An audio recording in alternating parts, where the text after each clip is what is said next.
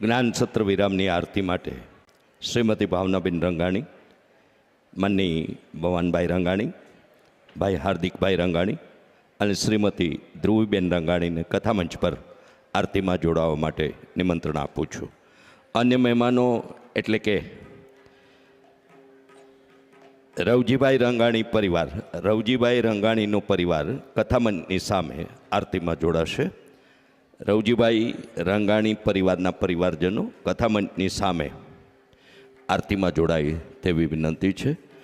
ભાવનાબેન, ભવાનભાઈ, હાર્દિકભાઈ અને ધ્રુવીબેન કથામંચ પર આરતીમાં જોડાશે, જ્યારે અન્ય મહેમાનો એટલે કે રવજીભાઈ રંગાણી પરિવાર કથામંચની સામે આરતીમાં જોડાય તેવી વિનંતી છે.